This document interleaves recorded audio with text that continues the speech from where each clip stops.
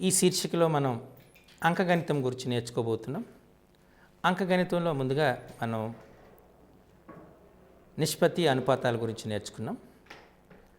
ఈ ప్రస్తుత శీర్షికలో బారువడ్డీ, సగటు, కాలము, దూరము వాటి మధ్య ఉన్నటువంటి సంబంధాన్ని గురించి నేర్చుకోబోతున్నాం. ముందుగా బారువడ్డీ గురించి నేర్చుకుందాం.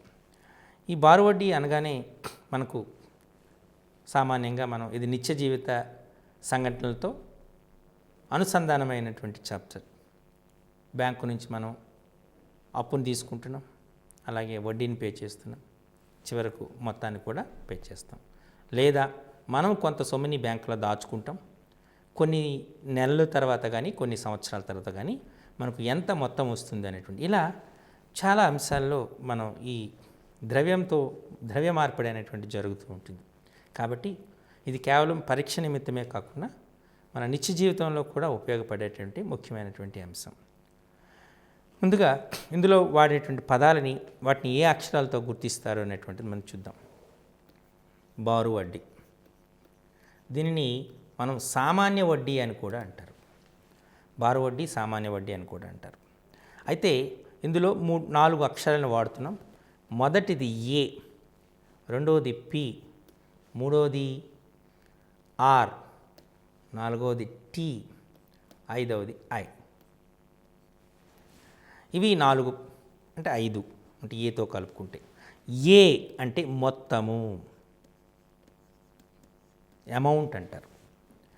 పి అంటే అసలు, అంటే ఎంత సొమ్ముని మనం అప్పుగా తీసుకున్నామో లేదా ఎంత సొమ్ముని మనం దాచుకున్నామో దానిని అసలు అంటారు.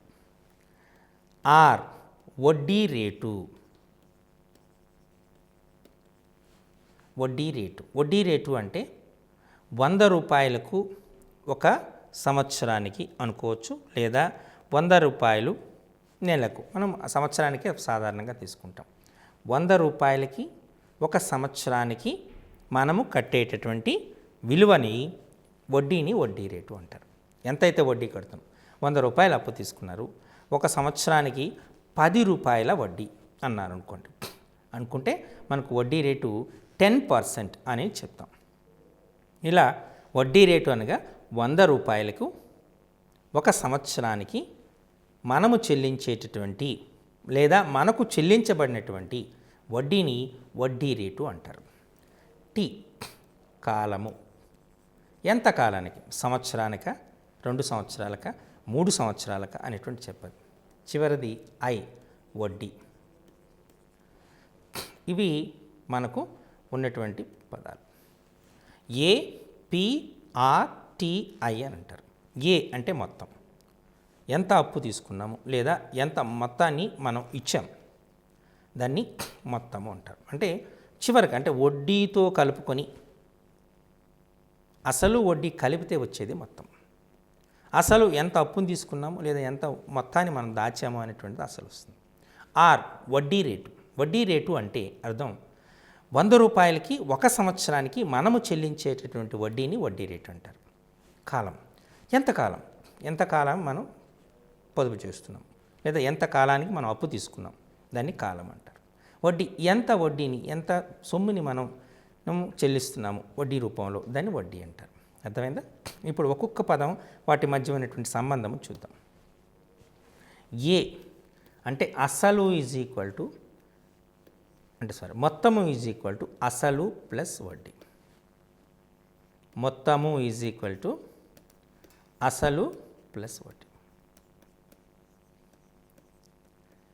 ఓకే, ఇప్పుడు అలాగే మనం రెండవది బారు వడ్డీ, సామాన్య వడ్డీ. I is equal to PTR by 100. P అంటే అసలు, టి అంటే కాలము, ఆర్ అంటే వడ్డీ రేటు. దీన్ని మనం బారు వడ్డీకి సూత్రంగా మనం చెప్తాం. మొత్తం దాంట్లో జనరల్గా మనం ఇవే సూత్రాలను వాడుతామని చెప్పచ్చు. కొన్ని సందర్భాల్లో ఉత్పన్నమైనటువంటి సూత్రాలు కూడా అసలు కట్టాలనుకోండి, P is equal to 100i by TR అంటాం. అలాగే T is equal to 100i by PR అంటాం. R is equal to 100I/PT అంటాం. ఇవి కూడా ఉప సూత్రాలుగా మనం వాడుకునే ఛాన్సెస్ ఉంటాయి. ఈ చాప్టర్లో వచ్చే సూత్రాలు ఇవేనండి. ఏ ఈజ్ ఈక్వల్ టు P+I, మొత్తం ఈజ్ ఈక్వల్ టు అసలు ప్లస్ వడ్డీ, వడ్డీ I is equal to PTR/100. ఇవే ప్రధానమైన సూత్రాలు. వీటి నుండి ఉత్పన్నమయ్యే సూత్రాలు నేను ఆల్రెడీ చెప్పాను. P is equal to 100I/TR, T is equal to 100I/PR, R is equal to 100I/PT. దీన్ని ఉత్పన్నమైనటువంటి సూత్రాలుగా వాడుకుందాం. మరి సూత్రాలు వచ్చేసినాయి కదా, మరి మనం ఇప్పుడు వీటిపై ఉన్నటువంటి సమస్యల్ని ఎలా చేస్తారో జాగ్రత్తగా పరిశీలిద్దాం. ఇప్పుడు సమస్యను చూద్దాం. అసలు అంటే మనకు ఇచ్చినటువంటి అసలు P ఈజ్ ఈక్వల్ టు 8,250 రూపాయలు ఇచ్చారు. అలాగే రేట్ ఆఫ్ ఇంట్రెస్ట్ వడ్డీ రేటు 8% ఇచ్చారు. కాలము T is equal to 3 and 1/2 సంవత్సరాలు ఇచ్చారు. అయితే మొత్తము ఏ ఈజ్ ఈక్వల్ టు ఎంత అన్నారు. దీన్ని కట్టాలంటే ముందు మనం చేయవలసిన పని ఐని కట్టాలి కదా. ఐ విలువ ఏంటి? PTR/100. అంటే P 8,250 రూపాయలు, T 8%. ఈ 3 and 1/2 సంవత్సరాలని మనము, ఇది మిశ్రమ భిన్నం కదా, దాన్ని ఏం చేయాలి? అపక్రమ భిన్నంలో మార్చుకోవాలి. 3 నెలల 6, 6 1 7, అంటే 7/2 సంవత్సరాలు, అంటే ఇంటూ 7/2 /100. అంతేనా? సో ఇప్పుడు మనం చేయవలసిన పని 2 1లు 2 4లు, 4 1లు 4 25లు, 25 1లు 25 3ల 75, 75 అంటే ఎంత వచ్చింది మనకు? 330 ఇంటూ 7, 7 0 0, 7 3ల 21, 2 7 3ల 21, 2 23, అంటే 2,310 రూపాయలు. ఇది ఎంత వచ్చింది మనకు? వడ్డీ వచ్చింది. అంతేనా?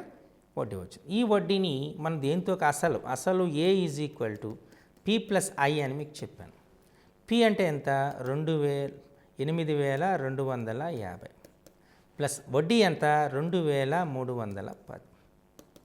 0 5 + 1 అంటే 6, 3 + 2 అంటే 5, 8 + 2 అంటే 10, అంటే 10,560 రూపాయలని మనం మొత్తంగా చెల్లించవలసి ఉంటుంది. ఇలా మీరు క్లారిటీగా రాసుకుంటే బహుశా ఇది నాన్ మ్యాథమెటిక్స్ సబ్జెక్ట్ వాళ్ళకి కొద్దిగా కష్టంగా ఉంటుంది, కానీ రెగ్యులర్ మ్యాథ్స్ వాళ్ళు సులభంగా చేసేటువంటి ఆస్కారం ఉంటుంది. ఇది మీ అందరికీ తెలుసు. ఓకే, ఇప్పుడు ఏమి ఇచ్చాడు? ఇంకో లెక్క చూద్దాం. అసలు P ఈజ్ ఈక్వల్ టు 6,800 రూపాయలు ఇచ్చాడు. అలాగే రేట్ ఆఫ్ ఇంట్రెస్ట్ 6 and 2/3% ఇచ్చాడు. ఏమిచ్చాడు వాడు? కాలం 9 నెలలు ఇచ్చాడు. మొత్తం కావాలి. ఇంతకుముందు సమస్యకు ఈ సమస్యకు ఏమైనా తేడాని మీరు గమనించారా? ఇంతకుముందు సమస్యలో కాలము 3.5 years ఇచ్చాడు. ఇయర్స్లో ఉంది కాబట్టి ఓకే. కానీ ఇక్కడ ఏమిచ్చాడు? నెలలు ఇచ్చాడు. కాబట్టి నెలల్ని మనం ఏం చేయాలి? ముందుగా సంవత్సరాలుగా మార్చుకోవాలి. 12 నెలలు 1 సంవత్సరం. సో 9 నెలలు ఏమవుతుందంటే 9/12, అంటే 3/4 సంవత్సరాలుగా మీరు గుర్తించాలి. అలాగే 6 and 2/3% ఇచ్చాడు. 6 and 2/3% అంటే 6 3ల 18, 2 20, అంటే 20/3%గా మీరు గుర్తుపెట్టుకోవాలి. ఇలా వస్తే మిగతాది ఈజీ. సో ముందు మనం ఏం చేస్తున్నాం? ఐ ఫైండ్ అవుట్ చేయాలి. I is equal to PTR/100 తెలుసు కదా. సో ఐ అంటే P value 6,800 into T 3/4, R 20/3/100. So 4 1లు 4 5లు, 3 1లు 3, 6800 100 1లు, అంటే ఎంత వచ్చింది? 68 ఇంటూ 5, అంతే కదా. 68 ఇంటూ 5 అంటే 8 5ల 40, 4 5 6ల 30 34, అంటే ఎంత వచ్చింది? 340 రూపాయలు. అసలు A is equal to P plus I అన్నాం, అంతేనా? పి వాల్యూ ఎంత? 6800 ప్లస్ ఐ వాల్యూ ఎంత? 340. అంటే 7140 రూపాయలుగా మనం లెక్క కట్టచ్చు. చూసారా? ఇది మనము చేయవలసినటువంటి అంశం. క్లియర్? ఈ రకంగా మనం లెక్కని సులభంగా మనం చేసేటువంటి ఛాన్సెస్ ఉంటాయి. ఇది మీరు గుర్తుపెట్టుకోవాల్సి ఉంటుంది. ఓకే, మరొక రకమైనటువంటి ప్రశ్నను చూద్దాం. రోహిత్ అనేటువంటి వాడు 19,500 రూపాయలను అప్పుగా తీసుకున్నాడు. ఎక్కడి నుండి? బ్యాంకు నుంచి. అంటే ఇది ప్రిన్సిపల్ అమౌంట్. ఎప్పుడు తీసుకున్నాడు? 24th జనవరి, జనవరి 24న తీసుకున్నాడు. తీసుకొని ఇప్పుడు జనవరి 24, 2004 సంవత్సరంలో అప్పు తీసుకున్నాడు. రేట్ ఆఫ్ ఇంట్రెస్ట్ అంటే వడ్డీ రేటు 8 and 3/4%. 8 4 32 35 35/4%. అంటే వాడు ఇచ్చినటువంటిది 8 and 3/4% ఇచ్చాడు. అలాగే 18th జూన్ 18 జూన్ 2004కి అప్పు తీర్చేశాడు. 2004 అప్పు తీర్చేశాడు. తీర్చేస్తే అతను ఎంత చెల్లించాలి అన్నాడు. రేట్ ఆఫ్ ఇంట్రెస్ట్ ఇచ్చాడు, టైం మనం ఇప్పుడు లెక్క కట్టాలి. మనం అడిగింది ఏ వాల్యూ ఎంత, ఇది ప్రశ్న. చూసారా? 19,500 రూపాయలు అసలు తీసుకున్నాడు బ్యాంకులో. ఎప్పుడు తీసుకున్నాడు? జనవరి 24, 2004 తీసుకున్నాడు. ఎప్పుడు తీర్చేశాడు? జూన్ 18, 2004లో తీర్చేశాడు. మరి తీర్చేటప్పుడు ఎంత సొమ్ము, ఎంత వడ్డీ రేటు? 8 and 3/4 అని ఇచ్చాడు. ఇంతకుముందు లెక్కలో మీరు నేర్చుకుంది నెలలని మీరు సంవత్సరాలుగా మార్చాలి. ఇక్కడ నెలలు కూడా కుదరదు, రోజులు లెక్క పెట్టాలి. అంటే జనవరి నెల నుండి జూన్ వరకు. అంటే జనవరి నెలలో ఎన్ని వస్తాయి చెప్పండి? జనవరిలో ఎన్ని వస్తాయి? 24ని తీసుకున్నప్పుడు జనవరిలో 31 రోజులు ఉంటాయి కాబట్టి 7 రోజులు. నెక్స్ట్ ఫిబ్రవరి, ఈ ఫిబ్రవరిలో 28 రోజులు ఉంటాయి, అంతేనా? తర్వాత మార్చిలో ఎన్ని రోజులు ఉంటాయి? మార్చిలో 31 రోజులు ఉంటాయి. తర్వాత ఏప్రిల్లో ఎన్ని రోజులు ఉంటాయి? 30 రోజులు ఉంటాయి. తర్వాత మేలో ఎన్ని రోజులు ఉంటాయి? 31 రోజులు ఉంటాయి. తర్వాత ఈ జూన్లో ఎన్ని రోజులు? 18 రోజులు. అంటే 7 రోజులు, 28 రోజులు. జనవరిలో ఉన్నటువంటి 7 రోజులు, ఫిబ్రవరిలో ఉన్నటువంటి 28 రోజులు, మార్చిలో ఉన్నటువంటి 31 రోజులు, ఏప్రిల్లో ఉన్నటువంటి 30 రోజులు, మే ఉన్నటువంటి 31 రోజులు, జూన్ అనేటువంటి 18 రోజులు. ఇవన్నిటినీ కలపాలి. కలిపితే మనకు 146 రోజులు వస్తుంది. అంటే మా ఆయన 146 రోజులకు వడ్డీని కట్టాలి. అంటే టీ ఈజ్ ఈక్వల్ టు 146 మొత్తము రోజులన్నీ మనకు సంవత్సరంలో 365 రోజులు. కాబట్టి 146/365 సంవత్సరాలుగా రాసుకోవచ్చు. చూసారా? ఇలా మనం కన్వర్ట్ చేసుకోవాలి. ఇప్పుడు మనం I is equal to PTR/100 అనేటువంటి సూత్రంలో చేయాలి. కరెక్ట్? ఇప్పుడు చూడాలి మనం. ఇప్పుడు దీన్ని పక్క పేజీలో చూద్దాం. అంటే next I is equal to P అంటే 19,500. ఓకే, అలానే 19,500. 19,500 వచ్చిన తర్వాత R ఎంత వచ్చింది? 35/4. 35/4. టీ విలువ చూద్దాం. టీ విలువ ఎంత వచ్చింది మనకు? 146 రోజులు. అంటే 146/365. 146/365 చూసారా? /100. ఇలా మీరు భిన్నం వేసుకోవాలి. దీన్ని సింప్లిఫై చేయాలి. చేస్తే మనకు ఈ 100 పోతుంది, అంతేనా? అలాగే మనకు 5 ఎక్కలో 5 7 5 7 5 3 73 1 73 2 2 1 2 2 వచ్చింది. అంటే మనకు ఎంత వచ్చింది? 195 × 7/2 అంటే 3.5. మీరు దీన్ని గుణించారనుకోండి, 682.50 6 పాయింట్. వడ్డీ ఎంత వచ్చింది? 682.50. కాబట్టి అసలు మొత్తం ఏ ఈజ్ ఈక్వల్ టు అసలు ప్లస్ వడ్డీ. అసలు ఎంత? 19,500 ప్లస్ వడ్డీ 682.50. ఈ రెండింటినీ కలిపితే మనకి ఎంత వస్తుంది? 20,182.50. ఇది మనకు వచ్చినటువంటి అంశం. ఓకే, అర్థమైందా? సో ఇప్పుడు మీరు ఈ ప్రశ్న ఇప్పుడు మనం చెప్పినటువంటి 3 లెక్కల్ని మీరు గమనిస్తే, ఒకటి నేరుగా సంవత్సరాలు ఇవ్వబడింది, రెండవది నెలలు ఇవ్వబడింది, మూడవది రోజులు ఇవ్వబడింది. నేరుగా సంవత్సరాలు ఇస్తే సంవత్సరం విలువని కాలంగా పరిగణించి తీసుకోవాలి. నెలలు ఇస్తే నెలల్ని సంవత్సరాలుగా అంటే బై 12 చేసి సంవత్సరాలుగా తీసుకోవాలి. రోజులు ఇస్తే రోజులని మనం బై 365గా మార్చి సంవత్సరంలో మార్చుకోవాలి. ఈ రకంగా మనం ఇచ్చిన సందర్భానికి అనుగుణంగా మీరు లెక్క చేయవలసి ఉంటుంది. ఈసారి 12,600 రూపాయలు అమౌంట్ తీసుకున్నాడు. దేనికి? 9%, 9% వడ్డీ రేటు కోసం చేస్తే, అంటే ఇది అసలు ఇచ్చాడు. ప్రిన్సిపల్ అమౌంట్ 12,600, వడ్డీ రేటు 9% చేస్తే ఎన్ని నెలలు తర్వాత మొత్తము, లేదా ఎన్ని సంవత్సరాల తర్వాత, హౌ లాంగ్ ఇట్ టైం అంటే ఎన్ని సంవత్సరాల తర్వాత, ఎంత కాలం తర్వాత, సింపుల్గా ఎంత కాలం తర్వాత మొత్తము 15,624 రూపాయలు అవుతుంది అని ఇచ్చాడు. ఇక్కడ మొత్తం ఇవ్వబడింది, అసలు ఇవ్వబడింది, వడ్డీ రేటు ఇవ్వబడింది, కాలం మనం కనుక్కోవాలి. ముందుగా ఏం చేయాలి?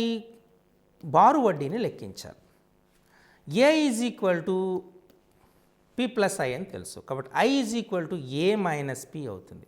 అంటే 15,624 రూపాయల్లో 12,600 రూపాయలు తీసేయాలి. తీసేస్తే మనకు ఎంత వస్తుంది? 3,024 రూపాయలు వస్తుంది. అంతేనా? అంటే వడ్డీ ఎంత అయింది? 3,024 రూపాయలు అయింది. అంటే ఇప్పుడు మనం ఐ తెలుసు, మనం డైరెక్ట్గా టైం సూత్రం వేసుకోవచ్చు. Time is equal 100I/PR. ఇందాక అందుకు గొప్ప సూత్రాలని చెప్పాను కదా, ఆ సూత్రం ప్రకారం వేసుకోవచ్చు. 100I is equal 3,024 by P అంటే 12,600 ఇంటూ ఆర్ అంటే 9%.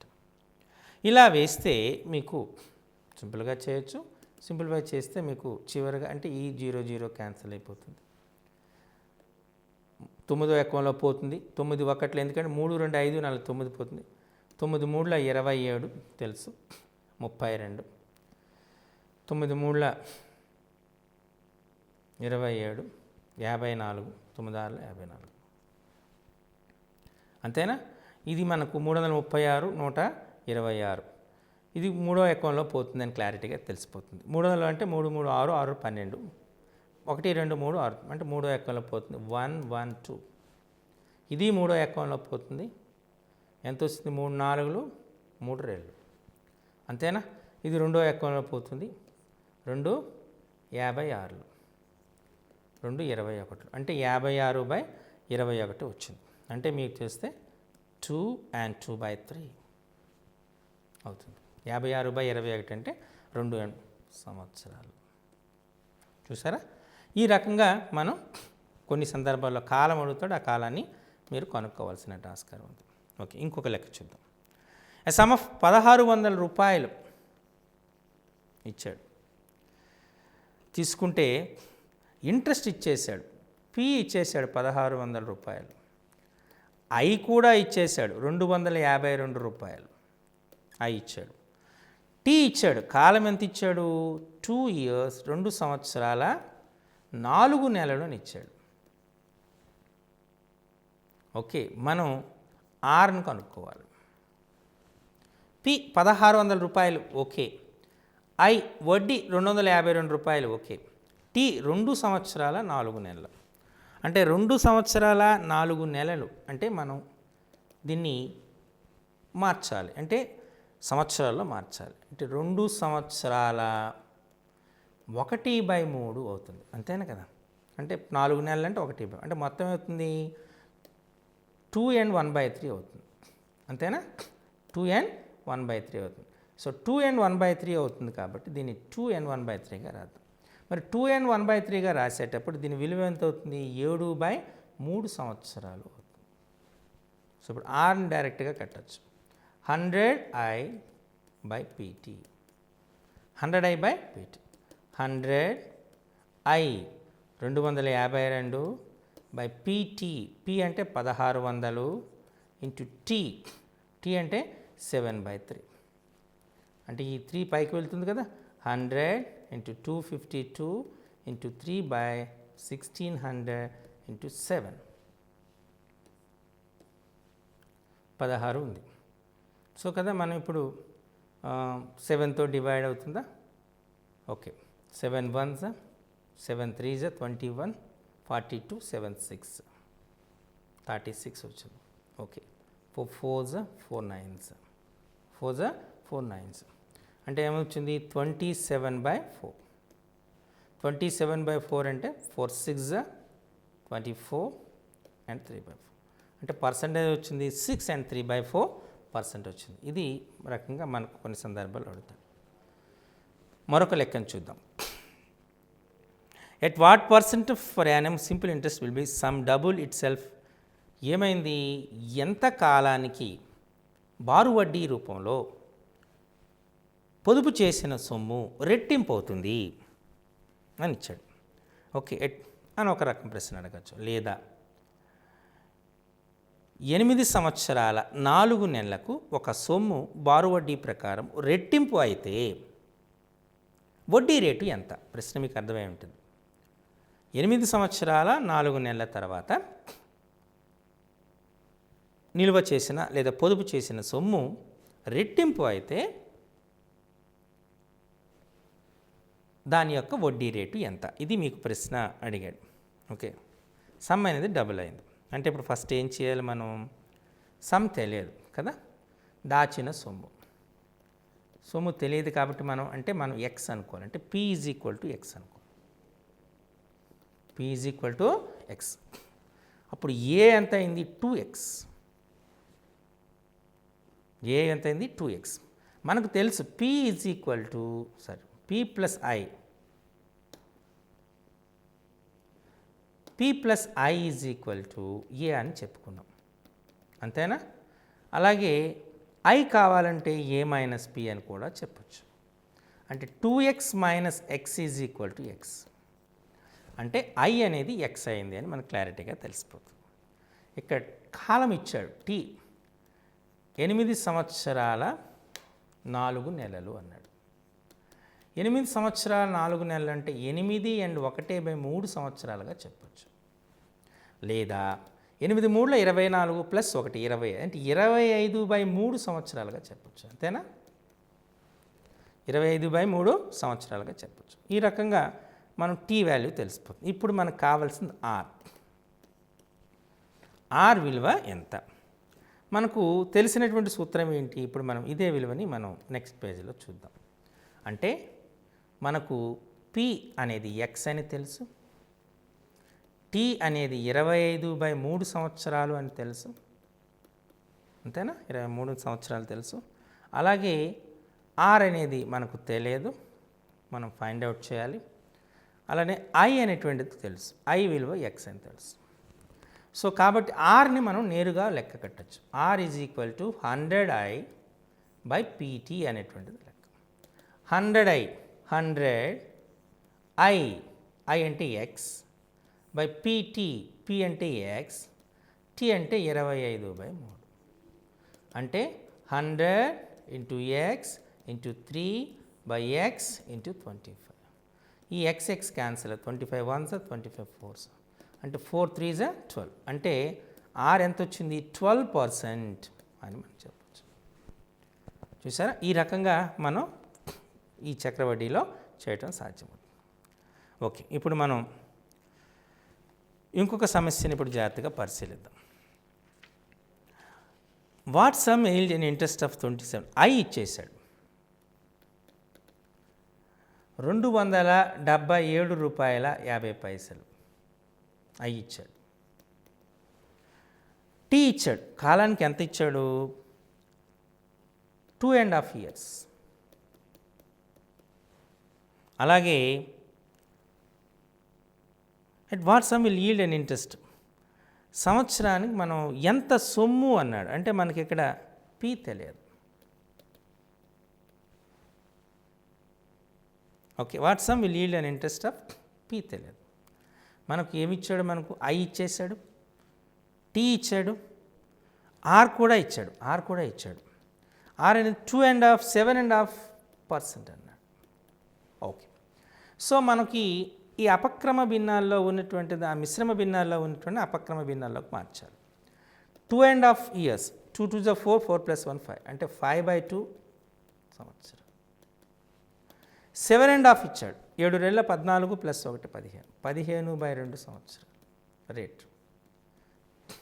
ఇప్పుడు మీకు తెలుసు P is equal to 100I/TR, correct? 100I 277.50 by TR 5/2 R 15/2. దీన్ని ఇప్పుడు నేను ఈ సూత్ర రూపంలో వేస్తే మనకు 100తో మల్టిప్లై చేస్తున్నాం కాబట్టి ఆ పాయింట్ పోతుంది, మీ అందరికీ తెలుసు. సో నెక్స్ట్ పేజీలో వేస్తున్నాను నేను. 27750 into 2 into 2 by 15 into 5 వస్తుంది. సో ఇది మనం సింప్లిఫై చేస్తే 1480 రూపాయలు వస్తుంది. చూసారా? ఈ రకంగా మనకు ప్రశ్న అడిగే ఆస్కారం ఉంటుంది. ఇప్పుడు మీరు కాంటే చూడండి, ముందులో మనం 100 into 277.50 ఈ T22 అనేది పైకి వెళ్తుంది. ఈ 100 277.50 అని గుణిస్తే 27,750 అవుతుంది. ఈ 2 అనేది పైకి వెళ్తుంది కాబట్టి కింద 75 ఉంటుంది కాబట్టి ఆ రకంగా కూడా మనం చేసే ఆస్కారం ఉంటుంది. ఓకే, ఇప్పుడు మనం మరొక ప్రశ్నను చూద్దాం. వాట్ సమ్ విల్ అమౌంట్ 11,199 రూపాయలు ఇచ్చాడు. కాలం ఎంత ఇచ్చాడు? 3 years, 3 సంవత్సరాలు ఇచ్చాడు. వడ్డీ రేట్ ఎంత ఇచ్చాడు? 12.5% ఇచ్చాడు. Okay, per annum interest what some will amount to 1199 అన్నాడు. అంటే మనకు మొత్తం ఇచ్చేసాడు, 1199 అనేటువంటి మొత్తం ఇచ్చాడు. ఇచ్చి మనకు అంటే what some will amount to 1199 in 3 years, amount to 1199 అంటే ఇక్కడ ఏ ఇచ్చాడు. ఏ ఇది ఏ is equal to 1199. 3 years, 3 years అంటే కాలం ఇచ్చాడు. కాలం మనకి ఎంత ఇచ్చాడు? మనకు 3 సంవత్సరాలు అంటే టైం ఇచ్చాడు. రేట్ ఆఫ్ ఇంట్రెస్ట్ 12% ఇచ్చాడు. అంటే 12.5, 25/2% ప్రిన్సిపల్ అమౌంట్ తెలియదు కదా. సో ఇది మనం చేసేటప్పుడు మనం ఏం చేయాలి? ముందుగా సూత్రం వేసుకుందాం. I is equal to PTR/100. I is equal to PT100. So ఇక్కడ P వాల్యూ ఎంత ఉంది మనకు తెలియదు, X అనుకున్నాం, X. T value 3, R value 25/2 into 100. అంతేనా? అంటే 25 1, 25 4 అంటే మనకి ఎంత వచ్చింది? 3/8x are 3x/8. ఇది ఇంట్రెస్ట్. ఏ తెలుసు, అంతేనా? మనం తీసుకుంటే P is equal to A value తెలుసు, this is I. A is equal to P plus I అనేది తెలుసు. x ప్లస్ 3x/8 అంటే 8x plus 3x 11x/8. So A is equal to 11x/8 అనేది వచ్చింది. అంతేనా? ఈ విలువ ఎంత ఇచ్చాడు? 1199 అని ఇచ్చాడు. సో నెక్స్ట్ పేజ్ చూస్తున్నాం. 11x/8 is equal to 1199. So x is equal to 1199 into 8/11.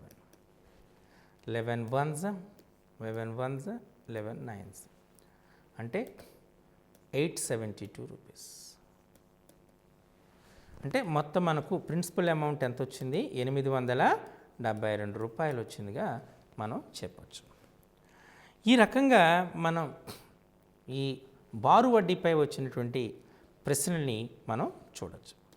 ఇప్పుడు మరొక అంశం మనం చూసుకుందాం. ఈ అంశాన్ని ఆధారంగా ఏంటంటే మనం చెప్పేది యావరేజ్, సగటు.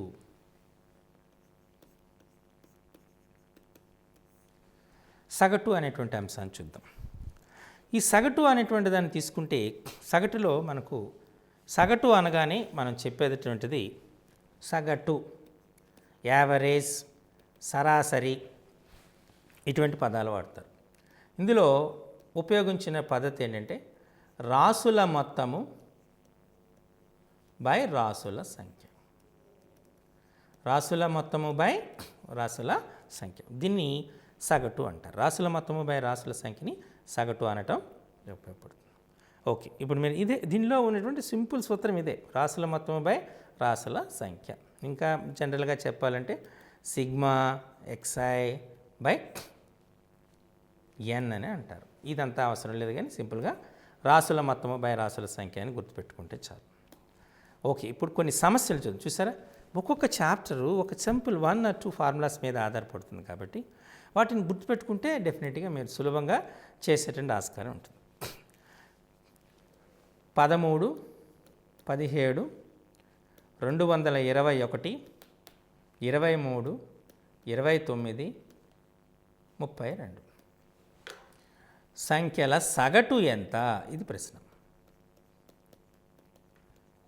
సంఖ్యల సగటు ఎంత?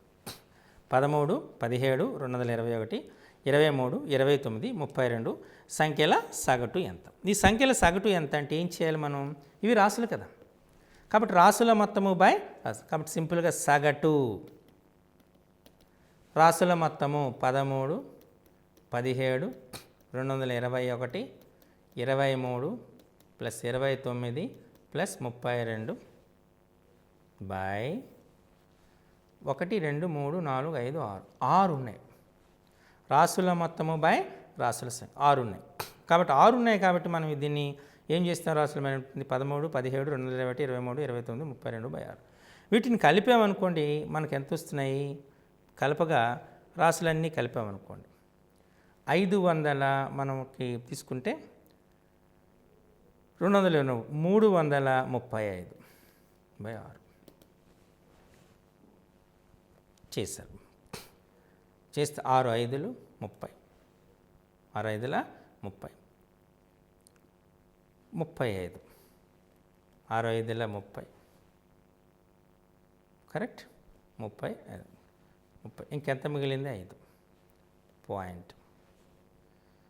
6 8ల 48, 20, 6 3ల 18, అంటే సుమారు 55.83 అని సుమారుగా చెప్పచ్చు. ఇది సగటుగా చెప్పచ్చు. క్లియర్? ఓకే, ఇప్పుడు మరో ప్రశ్న చూద్దాం. 3 సంఖ్యల సగటు ఇచ్చేశాడు. 3 సంఖ్యల సగటు. ఈ 3 సంఖ్యల సగటు ఎంత? 20. అందులో 2 నెంబర్లు ఇచ్చాడు, 2 సంఖ్యలు ఇచ్చాడు. 2 సంఖ్యలు. 2 సంఖ్యలు ఏమంటే 16, 21. అయితే 3వ సంఖ్య ఏది? ఇది ప్రశ్న.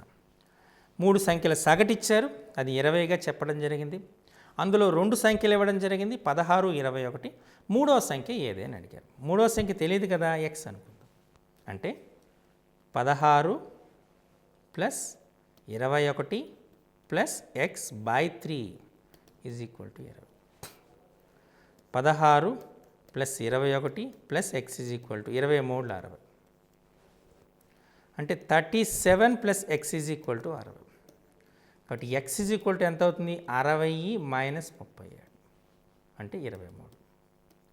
అంటే 3వ సంఖ్య ఎంత అవుతుంది? 23. ఈ రకంగా మనకు ప్రశ్న వచ్చే ఆస్కారం ఉంటుంది. అంటే ఇంతకుముందు ఏమి ఇచ్చాం? సంఖ్యలు ఇచ్చాం. సంఖ్యలు ఇచ్చి సగటు కనుక్కోమన్నాం. ఈసారి ఏం ఇచ్చాం? సగటు ఇచ్చి ఒకదాన్ని మిస్ చేసి దాన్ని కనుక్కోమని జరిగింది. ఓకే, ఇప్పుడు మరో ప్రశ్న చూద్దాం. 8 బాలుర 8 మంది బాలురు తీసుకున్నాం. వాళ్ళ యొక్క సగటు బరువు 8 బాలుర సగటు బరువు ఎంత ఇచ్చాడు? 54 కిలోలు ఇచ్చాడు. 2 more boys of weights 47 and 56. 47 కేజీలు 56 కేజీల బరువు కలిగినటువంటి విద్యార్థులు జత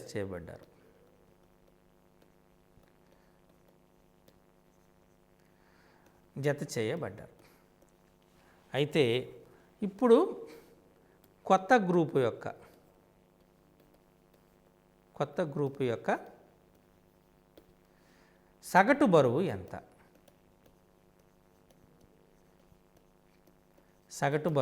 ఇది ప్రశ్న. 8 బాలుర సగటు బరువు 54 కేజీలు ఇచ్చాడు. 8 మంది బాలుర సగటు బరువు ఇచ్చాడు కాబట్టి అంటే 8 బాలుర మొత్తం బరువు కడదాం.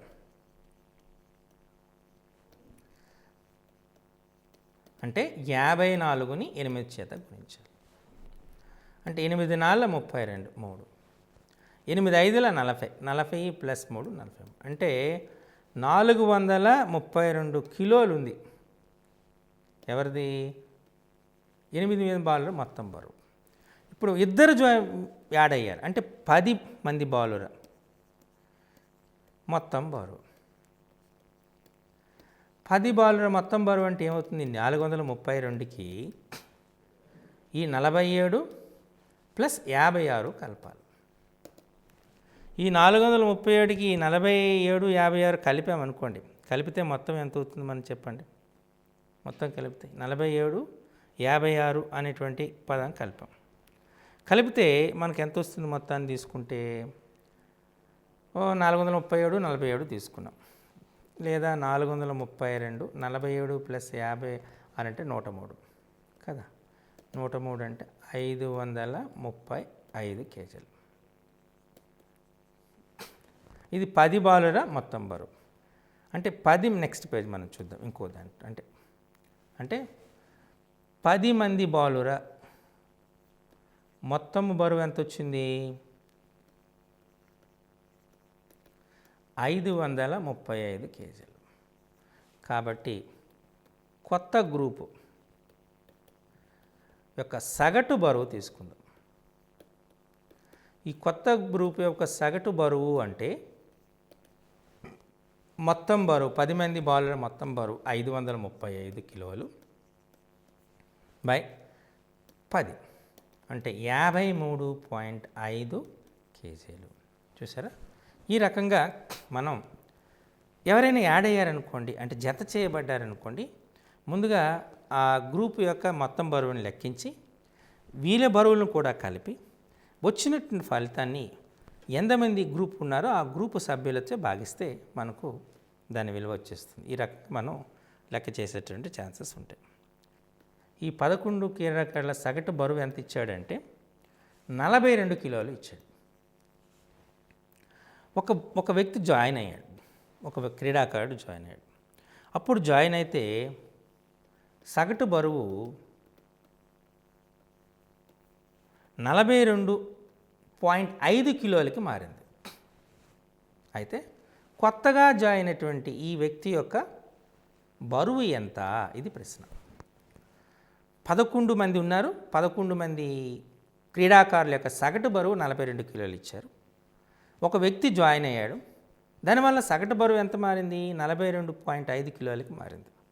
అయితే ఆ వ్యక్తి యొక్క బరువు ఎంత? అంటే కొత్తగా ఉన్నవాడిని మనం ఎక్స్ అనుకుందాం, తెలియదు కదా. ఓకే, 11 క్రీడాకారుల మొత్తం బరువు తీసుకుందాం. 11 క్రీడాకారుల మొత్తం బరువు అంటే 42 × 11. 11 2 22, 11 44, 462 కిలోలు. ఒకడు జాయిన్ అయ్యాడు అంటే ఇప్పుడు మనకేమొస్తుంది? 12 క్రీడాకారులు కదా. మొత్తం బరువు అంటే 42.5 × 12. 12 5 60 కదా, 60. ఓకే,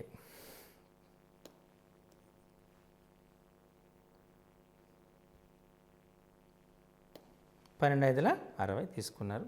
0 6 12 24 6 30 3 12 48 3 51. అంటే ఎంత వచ్చింది? 510 కిలోలు వచ్చింది. అంతేనా? 12 క్రీడాకారుల మొత్తం బరువు 510 కిలోలు, 11 క్రీడాకారుల మొత్తం బరువు 462 కిలోలు. కాబట్టి కొత్త క్రీడాకారుడు ఎవడైతే జాయిన్ అయ్యాడో బరువు, ఈ క్రొత్త క్రీడాకారుని బరువు ఎంత అయింది? 510లో 462 తీశారు, 48 కిలోలు. ఈ రకంగా మనం కొన్నిసార్లు కొత్తగా ఒకటి చేరిన తర్వాత సగటు బరువు ఇలా వచ్చింది, ఆ బరువు అని కొనుక్కోండి. ఇలా అప్లికేషన్ క్వశ్చన్స్ అనేటువంటి ఎక్కువగా వచ్చేటువంటి ఆస్కారం ఉంటుంది. ఓకే, మనం ఇంకొక లెక్క చూద్దాం. 30 మంది బాలికల సగటు ఎత్తు, 30 మంది బాలికల యొక్క సగటు ఎత్తు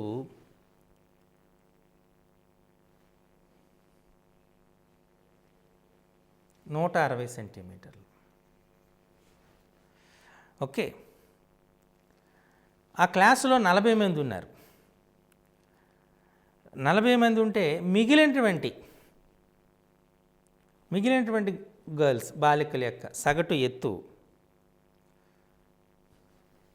156 సెంటీ. మిగిలిన అంటే 10 సగటు ఎత్తు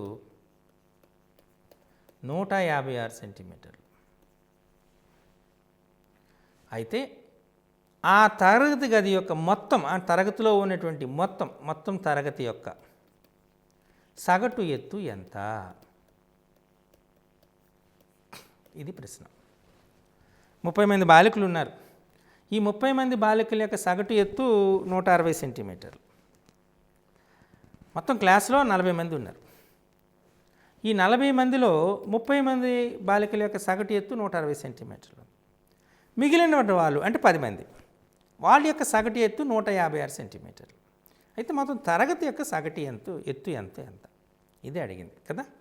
అంటే ఇప్పుడు 30 మంది బాలికల ఓకే ఎత్తుల మొత్తం అంటే 160 ఇంటూ 30, అంతేనా? అంటే 4800 ఓకే సెంటీమీటర్. 10 బాలికల అంటే 10 మంది బాలికల ఎత్తుల మొత్తం అంటే ఏమవుతుంది? 10 ఇంటూ 156 1560 సెంటీమీటర్లు. 40 మంది బాలికల ఎత్తుల మొత్తం ఈ 40 మంది బాలికల ఎత్తుల మొత్తం ఎంత అవుతుంది అంటే 4800 ప్లస్ 1560 0 6 13 ఎంత వచ్చింది? 5360 సెంటీమీటర్లు. ఇప్పుడు మనం ఏమి కావాలి? 40 బాలికల మొత్తం అంటే తరగతి సగటు ఎత్తు అంటే 5360 సెంటీమీటర్లు బై 40. కాబట్టి ఎందుకు ఎలా వచ్చింది? కాబట్టి ప్రీవియస్ చూడండి, 5360 వచ్చింది కదా. సో మొత్తం ఎత్తు ఎంత? 5360. ఎంతమంది బాలికలు ఉన్నారు తరగతిలో? 40 మంది బాలికలు ఉన్నారు. కాబట్టి మనం చేసినటువంటి తరగతి సగటు ఎత్తు అని 5360 బై 40 పోతుంది. 4 1 13, 4 3 12 అంటే తరగతి యొక్క సగటు ఎత్తు 134 సెంటీమీటర్లు. చూసారా? ఈ రకంగా మనం తరగతి యొక్క సగటు ఎత్తుని కనుక్కోవడం జరుగుతుంది. సో మనకు ఈ రకంగా సగటుల పైన ప్రశ్నలు వచ్చేటువంటి ఆస్కారం ఉంటుంది. కాబట్టి వాటిని కూడా మనం బాగా గుర్తుపెట్టుకోవాల్సిన ఆస్కారం ఉంది. ఇప్పుడు మనం చూడవలసింది కాలము దూరం. మీ అందరికీ తెలుసు, కాలము దూరం అనేటువంటిది జనరల్గా విలోమానుపాతం కలిగి ఉంటుంది, అనులోమానుపాతం కలిగి ఉంటుంది. అడిగే ప్రశ్న సందర్భాన్ని బట్టి ఉంటుంది. దూరము పెరిగితే దాన్ని పూర్తి చేయడానికి పట్టే కాలం పెరుగుతుంది, దూరము తగ్గితే దాన్ని పూర్తి చేయడానికి పట్టే కాలం తగ్గుతుంది. ఇప్పుడు వేగం తీసుకున్నాం, వేగానికి దూరం తీసుకున్నాం, అప్పుడు మళ్ళీ సంబంధం మారిపోతుంది. వేగము పెంచితే పూర్తి చేయవలసిన దూరం తగ్గుతుంది. అంటే దూరం నిర్దిష్టంగా ఉండేటప్పుడు వేగం కాలానికి మధ్య సంబంధం. కానీ కాలము దూరం అనేటువంటి తీసుకొని మనం వేగాన్ని పక్కన పెడితే దూరము పెరిగితే కాలం పూర్తి చేయడానికి పట్టే కాలం పెరుగుతుంది, అలాగే దూరము తగ్గితే పూర్తి చేయడానికి పట్టే కాలం తగ్గుతుంది. ఈ రెండింటి మధ్య అనులోమ సంబంధం కలిగి ఉంది అనేటువంటిది చెప్పచ్చు. కానీ సాధారణంగా కాలాన్ని సెకండ్లు లేదా గంటలలో కొలుస్తూ ఉంటారు. దూరాన్ని సాధారణంగా మీటర్లు లేదా కిలోమీటర్లు చేయడం జరుగుతుంది. కాబట్టి వేగము మీ అందరికీ తెలుసు, వేగము అని చెప్తాం. వేగము ఈజ్ ఈక్వల్ టు దూరము బై కాలము. వాస్తవానికి వేగము ఈక్వల్ టు దూరము బై కాలం ఫిజికల్ సైన్స్ పరంగా చెప్తే ఇది తప్పు. వేగము ఈజ్ ఈక్వల్ టు స్థానభ్రంశము బై కాలం అంటారు. వడి ఈజ్ ఈక్వల్ టు దూరము బై కాలం అంటే స్పీడ్ అంటారు. కాబట్టి మనం మ్యాథమెటిక్స్లో సాధారణంగా వీటిని వాడచ్చు. ఇప్పుడు వేగాన్ని బదులు మనం వడి అని రాసుకోవచ్చు, కానీ వేగం అనేటువంటి జనరల్గా ఉపయోగిస్తాం కాబట్టి ఇది సూత్రం చేసుకోవచ్చు. అంటే v is equal to d/t అనేటువంటిది అంటారు. దీనికి రెండు రకాలైన ప్రమాణాలు అనేటువంటిది ఉన్నాయి. ఒకటి మీటరు బై సెకండ్, రెండోది కిలోమీటరు బై గంట. Metre by second, kilometre by గంట అంటారు. దీన్ని మామూలుగా kmph కిలోమీటర్ పర్ అవర్ అనేటువంటి అంటారు. అయితే వీటి మధ్య సంబంధం అనేటువంటిది చాలా అవసరం. ఇప్పుడు కిలోమీటరు బై గంట kmph తీసుకుందాం. ఒక కిలోమీటర్కి ఎన్ని మీటర్లు? 1000 మీటర్లు. ఒక గంటకు ఎన్ని సెకండ్లు? 3600 సెకండ్లు. అంటే మనం 10/36 లేదా 5/18 మీటరు బై సెకండ్. అంటే మనకు కిలోమీటరు బై గంట is equal to 5/18 metre per second. అంటే దేన్నైనా మనం కిలోమీటర్ బై గంటని అంటే కిలోమీటర్ బై గంటలోకి మార్చాలి అనుకోండి, 5/18తో గుణించాలి. మీటర్ బై సెకండ్లోకి మార్చాలనుకోండి, 18/5తో గుణించాలి. ఇది గుర్తుపెట్టుకోండి. ఇచ్చినటువంటి దాన్ని మనం కిలోమీటర్ బై గంటలోకి అంటే మీటర్ బై సెకండ్లో ఇచ్చేటప్పుడు కిలోమీటర్ బై గంటలో మార్చాలి అంటే 5/18 చేత గుణించాలి. అలాగే కిలోమీటర్ బై గంట అని ఇచ్చేటప్పుడు దాన్ని 5/18తో గురించి మీటర్ పర్ సెకండ్లోకి మార్చడం జరుగుతూ ఉంటుంది. ఇది మనం చేయవలసినటువంటి అంశం. సో మనం ఇప్పుడు కొన్ని ప్రశ్నల్ని ఇదే మనకు ఉన్నటువంటి సూత్రాలు, వీటిని మనం ప్రశ్నల రూపంలో చూద్దాం ఎలా ఉంటుంది అనేది.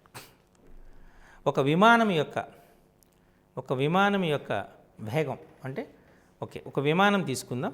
ఆ విమానం 1288 కిలోమీటర్ని 1 గంట 55 నిమిషాల్లో పూర్తి చేసింది. ఒక విమానం 1288 కిలోమీటర్ని 1 గంట 55 నిమిషాలకి పూర్తి చేసింది. దాని యొక్క వేగము ఎంత అని అడిగాడు. ఓకే, ముందు మనం ఈ దూరం చూద్దాం. దూరం ఈజ్ ఈక్వల్ టు 1288 కిలోమీటర్లు. ఓకే, కాలం చూద్దాం. 1 గంట 55 నిమిషాలు అంటే 1 గంట 55 నిమిషాలని మనం 1 గంట 55 నిమిషాలని దేనిలో మార్చాలి? మనం గంటల్లోకి మార్చాలి. అంటే 55/60 11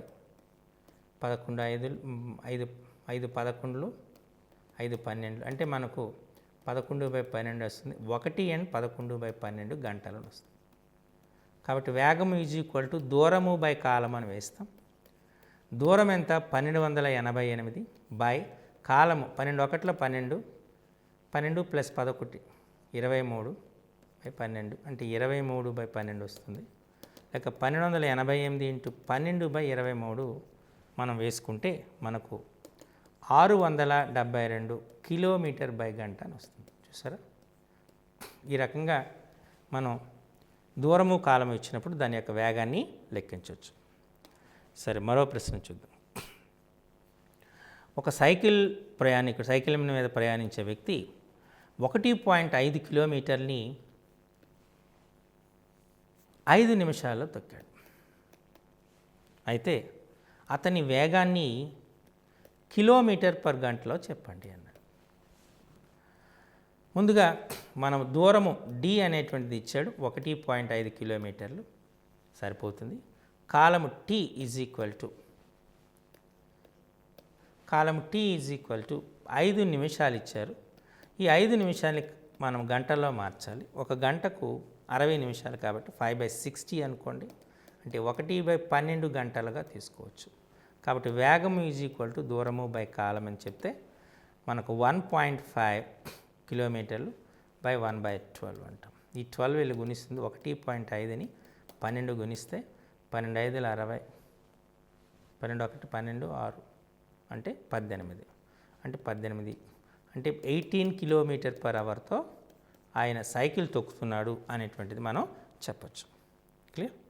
ఓకే, ఇప్పుడు మనం ఇంకొక ప్రశ్న చూద్దాం. ఒక కారు యొక్క వేగం ఇచ్చేసాడు, v = 45 km/h ఇచ్చాడు. డి లెక్క కట్టాలి, ఎంత దూరం ప్రయాణిస్తాడు. కాలం ఎంత ఇచ్చాడు? కాలం అనేటువంటి 48 నిమిషాలు ఇచ్చాడు. ఈ 48 నిమిషాలని ముందు మనం గంటల్లోకి మార్చుకోవాలి. 12×4 = 12/5, అంటే 4/5 గంటలుగా రాసుకోవాలి. కాబట్టి మనకు తెలిసిన సూత్రం v = d/t ఆర్ d = vtగా తీసుకోవచ్చు. తీసుకుంటే v అనేటువంటి d అనేటువంటిది అంటే మనం తీసుకుంటే v 45 × t 4/5, 5 1లు 5 9లు, అంటే 9×4 = 36 కిలోమీటర్లు అని చెప్పచ్చు. ఓకే, సో ఈ రకంగా మనం ఎంత దూరం ప్రయాణం చేశాడు అనేటువంటి అంశాన్ని చెప్పడం సాధ్యమవుతుంది. సో మనం ఇంకొక లెక్కను కాస్త పరిశీలిస్తే, గీత అనేటువంటిది తన మోపెడ్ పైన అంటే వేగం ఇచ్చాడు. వేగం 24 km/h ఇవ్వడం జరిగింది. డిస్టెన్స్ ఇచ్చాడు 540 మీటర్లు ఇచ్చాడు. 540 మీటర్లు ఇచ్చాడు. టైం అడిగాడు, ఎంత కాలంలో పూర్తి చేస్తుంది. దీనిలో మనకు ఒక పద్ధతి ఉంది. ఈ 540 మీటర్లని మనం 540 మీటర్ని కిలోమీటర్లో మార్చవచ్చు. అంటే 540/1000 అంటే 27/50 కిలోమీటర్.